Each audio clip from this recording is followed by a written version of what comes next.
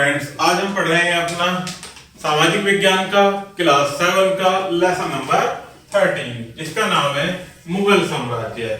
इसका समय था प्यारे बच्चों 1605 से 1707 ईस्वी तक। तो आइएगा प्यारे बच्चों शुरू करते हैं।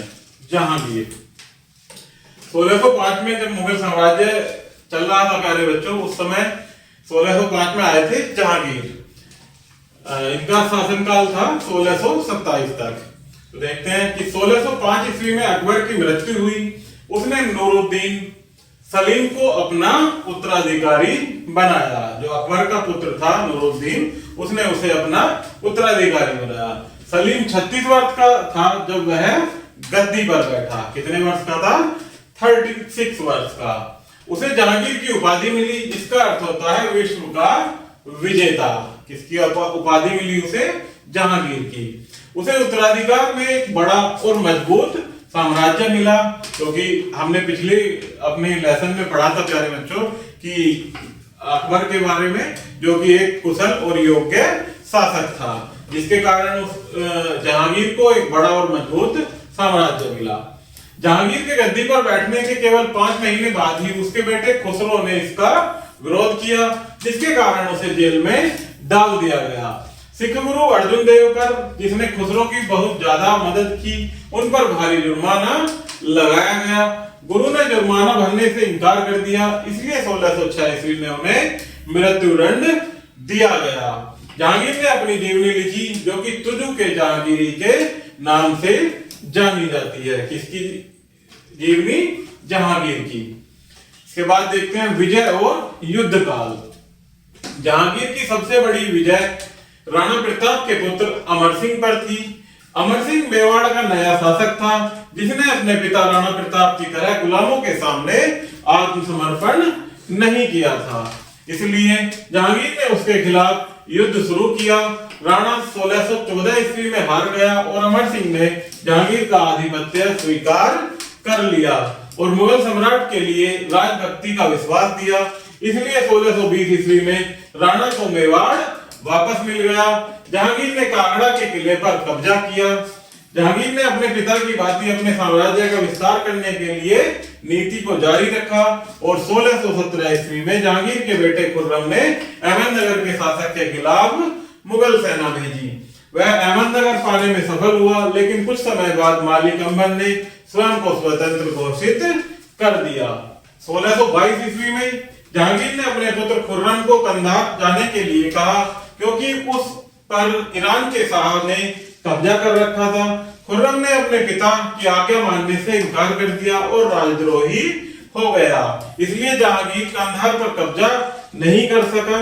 इसके बाद देखते हैं प्यारे बच्चों जहांगीर और नूरजहां। नूरजहां कौन थी? इनकी पत्नी। 1611 ईस्वी में जहांगीर ने नूरजहां से विवाह किया। वह जागीरदार शेर अफगान की विधवा थी। नूरजहां का असली नाम मेहरुन्निसा था। वह एक सुंदर और गुणवती स्त्री थी। जहांगीर उसे बहुत अधिक प्यार करता था। वह उसे नूरजहां कहता था, जिसका अर्थ है संसार का प्रकाश। जहांगीर अपने सभी महत्वपूर्ण मामलों में उसकी राय लेता था। वास्तव में वही शासक थी। वह इतनी शक्तिशाली हुई कि उसका नाम जहांगीर के साथ शाही सिक्कों और मोहरों पर खुदवाया गया। नूरजहां की बढ़ती हुई शक्ति को उसके संबंधियों और अमीरों ने पसंद नहीं किया। उन्होंने मुगल सम्राट के खिलाफ विद्रोह शुरू किया। शहजादा खुर्रम और जहांगीर के सेनापति मोहम्मद खान ने उसके खिलाफ विरोध का डंडा उठाया। सन 1611 से 27 ईस्वी तक नूरजहां ने देश पर शासन किया। जहांगीर लापरवाह हो गया और शराब और अफीम का आदी हो गया। 1627 ईस्वी में उसकी मृत्यु हो गई और उसे लाहौर के एक कब्र में दफना दिया गया। जहांगीर के यूरोप वासियों से संबंध। जहांगीर के शासनकाल में कई यूरोपीय यात्री व्यापार के लिए भारत घूमने आए। 1608 में विलियम हॉकिंस जहांगीर के दरबार में आया। वह इंग्लैंड के शासक राजा जेम्स प्रथम का राजदूत था। वह भारत में 3 वर्षों 1608 से 11 ईस्वी तक रहा। 1616 में सर थॉमस रॉ सर राजा जेम्स प्रथम का दूत बनकर जहांगीर के दरबार में आया। जहांगीर ने उसे सूरत में एक कारखाना लगाने की आज्ञा दे दी। इसके बदले अंग्रेजों ने पुर्तगालियों से उनके व्यापारी और जहाजों को बचाने का आश्वासन दिया। वह अंग्रेजी व्यापार के लिए भारत से व्यापार में रियासत लेने में सफल हुआ। विलियम हॉकिंस और सर थॉमस रो दोनों ने ही जहांगीर के दरबार और उसकी शासन प्रणाली के बारे में विस्तृत विवरण किया है। जहांगीर जितना ज्यादा प्रकृति को प्यार करता था उतना ही महान विद्वान था। उसने उस्ताद मंसूर जैसे कलाकारों को भी संरक्षण दिया। इसके बाद देखते हैं प्यारे बच्चों शाहजहां के बारे में। इनका शासनकाल क्या रहा? 1627 से 1658 तक। जहांगीर का उत्तराधिकारी उसका बेटा खुर्रम बना, जिसे शाहजहां के नाम से भी जाना जाता है। वह एक महत्वाकांक्षी शासक था। कौन था? खुर्रम, जिसको शाहजहां का नाम दिया गया। इसके बाद देखते हैं विजय और युद्ध काल। सबसे पहले शाहजहां को विभिन्न विरोधों का सामना करना पड़ा जो उसके राज्य में बहुत ज्यादा बढ़ चुके थे। 1628 में बुंदेलखंड के राजा जोहार सिंह ने राजद्रोह किया और वह हार गया।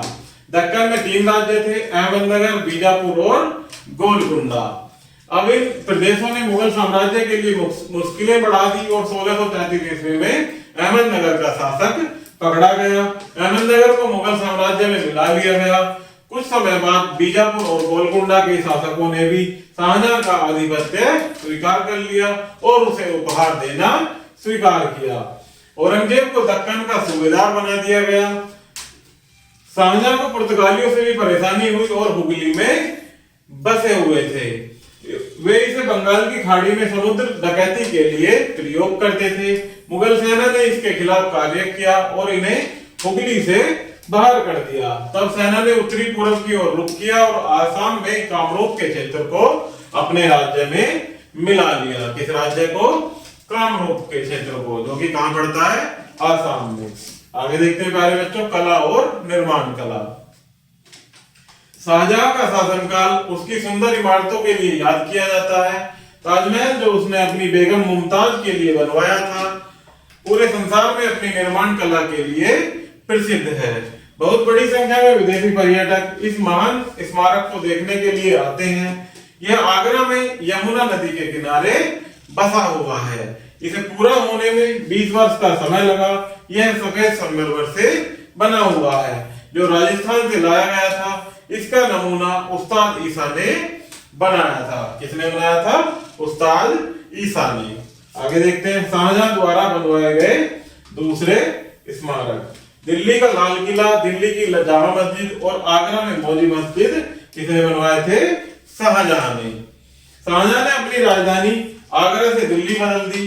उसने दिल्ली शहर दोबारा बनवाया और यह शाहजहानाबाद के नाम से जाना गया।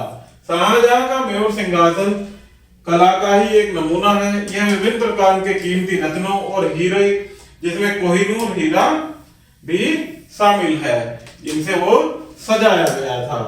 उसका जो सिंहासन था किससे सजाया गया था प्यारे बच्चों? कीमती रत्नों, हीरो और कोहिनूर हीरे थे। शाहजहां भी दूसरे मुगल राजाओं की तरह बागों का शौकीन था। लाहौर के पास शालीमार बाग, दिल्ली में तालकटोरा बाग और शालीमार बाग तथा कश्मीर में निशात बाग उसके कुछ समय के प्रसिद्ध बाग हैं। शाहजहां विद्वानों को उनके साहित्यिक कार्यों के लिए प्रोत्साहित करता था। दारा सिकोह एक महान विद्वान था। उसने उपनिषदों का फारसी में अनुवाद किया। शाहजहां का समय मुगल साम्राज्य का सुनहरा युग माना जाता है। उसके काल में विभिन्न क्षेत्रों जैसे खेती और उद्योगों में काफी उन्नति हुई। इस काल में शायद ही कोई विद्रोह हुआ हो। फ्रांसीसी यात्री ट्रेवलियर और बर्नियर शाहजहां के दरबार में घूमने आए। उनके विवरण शाहजहां की शासन व्यवस्था और लोगों की साधारण स्थिति में के बारे में काफी प्रशंसा करते थे। इसके बाद आते हैं प्यारे बच्चों औरंगजेब, जिनका शासनकाल क्या था? 1658 से 1707 ईस्वी तक। शाहजहां के शासनकाल के अंतिम 4 वर्ष उसके 4 पुत्रों दारा, शुजा, औरंगजेब और मुराद के बीच के उत्तराधिकारी की लड़ाई के हैं। 1657 ईस्वी में शाहजहां गंभीर रूप से बीमार पड़ा और उसके पुत्रों में उत्तराधिकार की लड़ाई शुरू हो गई। इस उत्तराधिकारी के युद्ध में औरंगजेब उत्तराधिकारी बना और 1658 ईस्वी में वह गद्दी पर बैठा। उसने पिता शाहजहां को जेल में डाल दिया। वह 1666 ईस्वी तक, जब तक उसकी मृत्यु हुई, एक कैदी की तरह आगरे के किले में रहा। उसके शासनकाल में उसकी क्रूरता, धार्मिक और दूसरी नीतियों के कारण कई गंभीर विरोध हुए। इसके बाद देखते हैं प्यारे बच्चों, जाटों का विरोध। जाट दिल्ली, मथुरा, आगरा के चारों ओर रहते थे। 1669 ईस्वी में उन्होंने अपने नायक गोकुल के अधीन विरोध किया। इस विरोध को कुचल दिया गया और गोकुल मारा गया। आगे देखते हैं प्यारे बच्चों, सतनामियों का विरोध। विशेषकर किसान, शिल्पकार और निम्न वर्ग के लोग सतनामी थे, जो मेवाड़ और नारनौल यानी हरियाणा में रहते थे। सतनामी कौन थे प्यारे बच्चों? जो छोटे किसान और निम्न वर्ग के लोग थे, उन्हें क्या कहा जाता था? सतनामी। वे हिंदू साधु के पंथ के थे। इन साधुओं के पीड़न ने उन्हें विरोध करने के लिए उत्साहित किया। यह विरोध भी दबा दिया गया। दूसरा, जाट विरोध। जाटों का उपद्रव लगातार चलता रहा और 1685 ईस्वी में उन्होंने राजाराम के अधीन दोबारा विरोध किया।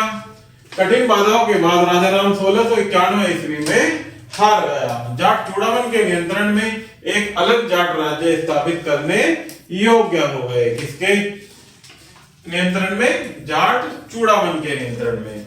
इसके बाद देखते हैं प्यारे बच्चों, बुंदेलों का विरोध। चंपत राय प्रधान के अधीन बुंदेलों ने औरंगजेब की अत्याचारी कृषि नीतियों के कारण बुंदेलखंड में विरोध किया। वर्तमान के लिए इस विरोध को दबा दिया गया, लेकिन जाटों की तरह बुंदेलों ने 18वीं शताब्दी के शुरू में औरंगजेब की मृत्यु के बाद अपना स्वराज्य पाने के लिए प्रयत्न किया। इसके बाद होता है प्यारे बच्चों, सिखों का विरोध। औरंगजेब अपनी धार्मिक नीति के कारण सिखों से खुश नहीं था। गुरु नानक सिख धर्म के संस्थापक थे। जिन्होंने सिख धर्म की स्थापना की थी वो कौन थे प्यारे बच्चों? गुरु नानक देव जी। सिख शांतिपूर्ण मत के थे। वे अर्जुन देव ने सिखों को एक फौजदारी मत में संगठित किया। सिखों की शक्ति का दमन करने के लिए मुगल शासक ने 1675 ईस्वी में गुरु तेग बहादुर को फांसी की सजा का आदेश दिया। इससे सिख क्रोधित हो गए और गुरु तेग बहादुर के पुत्र और सिखों के 10वें गुरु गुरु गोविंद सिंह ने सिखों को फौजी सेना में संगठित कर दिया, जो खालसा कहलाए। जो फौजी संगठित थे सिख, उन्हें वो क्या कहलाए? खालसा। मुगलों से भयंकर युद्ध में गुरु के 2 पुत्र मारे गए और अन्य 2 को पकड़ लिया गया। पकड़कर जिंदा जला दिया गया। सिखों ने औरंगजेब के शासनकाल में विभिन्न स्थानों पर आक्रमण किया। वे केवल 18वीं शताब्दी में ही अपना स्वतंत्र राज्य स्थापित कर सके। अब देखते हैं प्यारे बच्चों, राजपूत। अपने पूर्वजों की तरह औरंगजेब की राजपूत नीति ने राजपूतों को उसके खिलाफ कर दिया, जिससे वह उनसे अच्छे संबंध स्थापित नहीं कर पाया। मेवाड़ और मारवाड़ 2 ऐसे राज्य थे जिन पर राजपूत शासन करते थे। राजा जसवंत सिंह की मृत्यु के बाद उसने मेवाड़ को अपने राज्य में मिला लिया। राजपूतों के साथ युद्ध ने औरंगजेब के रुतबे को खत्म कर दिया, जो कि मुगल साम्राज्य के लिए ज्यादा हानिकारक हुआ। मराठा भी अपने प्रधान शिवाजी के अधीन अपना राज्य स्थापित करने में सफल रहे। के बाद देखते हैं दक्कन में औरंगजेब। औरंगजेब ने अपने जीवन के अंतिम 25 वर्ष दक्कन में बिताए। वह गोलकुंडा और बीजापुर के शिया राज्यों को दबाना चाहता था, जो कि दक्कन के क्षेत्र गोलकुंडा और बीजापुर, इनको दबाना चाहता था। वह मराठा शक्ति को भी खत्म करना चाहता था। बीजापुर को जीत लिया गया और 1687 ईस्वी में राज्य में मिला लिया गया। शिवाजी की मृत्यु के बाद भी मराठा लगातार मुगलों के खिलाफ संघर्ष करते रहे। मराठा मुगल सेना के लिए मुसीबतें खड़ी करते रहे। औरंगजेब उनकी ताकत को खत्म करने में असफल रहा। आखिर में एक लंबे संघर्ष के बाद 1707 ईस्वी में औरंगजेब की मृत्यु अहमदनगर में हो गई। अब देखते हैं प्यारे बच्चों, औरंगजेब की धार्मिक नीति। औरंगजेब एक सुन्नी मुसलमान था। वह इस्लामी नियमों के साथ शासन को चलाना चाहता था। 1667 ईस्वी में उसने मंदिरों को तोड़ने और उन स्थानों पर मस्जिदों को बनवाने का आदेश दिया। किसने? औरंगजेब ने मंदिर तोड़वाए और वहां पर मस्जिदों को बनवाने का कार्य किया। 1679 ईस्वी में उसने दोबारा हिंदुओं पर जजिया कर लगाया, जो कि अकबर ने खत्म कर दिया था, परंतु औरंगजेब ने फिर से लगा दिया था। उसने तीर्थ यात्रा कर भी लगाया। इससे उसने हिंदुओं की सहानुभूति को खो दिया। ऊंचे पद केवल मुसलमानों के लिए संरक्षित थे। औरंगजेब की धार्मिक नीति के कारण राजपूतों ने उसके खिलाफ विद्रोह किया। औरंगजेब के उत्तराधिकारी बाद के मुसलमान कहलाए, वे बहुत कमजोर साबित हुए। ईरान के शासक नादिर शाह ने मुगलों की इस कमजोरी का फायदा उठाया। उसने 1738-39 ईस्वी में भारत पर आक्रमण किया। उसने दिल्ली में बड़े पैमाने पर लूटमार की। उसने लोगों का नरसंहार करने का आदेश दिया। वह प्रसिद्ध महूर सिंहासन और कोहिनूर हीरा भी अपने साथ ले गया था। तो इस प्रकार से प्यारे बच्चों, आगे इसमें कुछ मुख्य बिंदु दिए गए हैं जिनको हम पढ़ेंगे और आप इनको याद भी रखेंगे। तो पहला पॉइंट है कि अकबर का बेटा जहांगीर अपने पिता की मृत्यु के बाद 1605 ईस्वी में गद्दी पर बैठा। जहांगीर की सबसे बड़ी विजय राणा प्रताप के पुत्र अमर सिंह के खिलाफ थी। नेक्स्ट पॉइंट है, जहांगीर के शासनकाल में सर थॉमस रॉ उसके दरबार में आए और सूरत में एक कारखाना लगाने के लिए उसकी अनुमति ली। सन 1627 ईस्वी में जहांगीर का पुत्र खुर्रम शाहजहां, जो कि खुर्रम को क्या कहा जाता था, शाहजहां, जो कि गद्दी पर बैठा। शाहजहां को कई विरोधों का सामना करना पड़ा, जो कि उसके राज्य के विभिन्न भागों में अपना स्थान बना चुके थे। नेक्स्ट पॉइंट है, शाहजहां ने कुछ बहुत ही प्रसिद्ध स्मारक जैसे ताजमहल, जामा मस्जिद, लाल किला और मोती मस्जिद आदि बनवाए। शाहजहां का काल मुगल काल का सुनहरा युग माना जाता है, क्योंकि उसके शासनकाल में विभिन्न क्षेत्रों में बहुत ज्यादा उन्नति हुई। शाहजहां के शासनकाल के अंतिम 4 वर्ष उसके 4 पुत्रों में उत्तराधिकार की लड़ाई के बाद आए जाते हैं, जिसमें औरंगजेब जीता और 1658 ईस्वी में सिंहासन पर बैठा। औरंगजेब के उत्तराधिकारी कमजोर शासक साबित हुए। ईरान के शासक नादिर शाह 1738 से 39 ईस्वी तक भारत पर आक्रमण किया और वह प्रसिद्ध मयूर सिंहासन और कोहिनूर हीरा भी अपने साथ ले गया। तो इस प्रकार से प्यारे बच्चों, हमारा ये लेसन यही समाप्त होता है। आशा करता हूं कि आपको यह वीडियो जरूर पसंद आई होगी। धन्यवाद।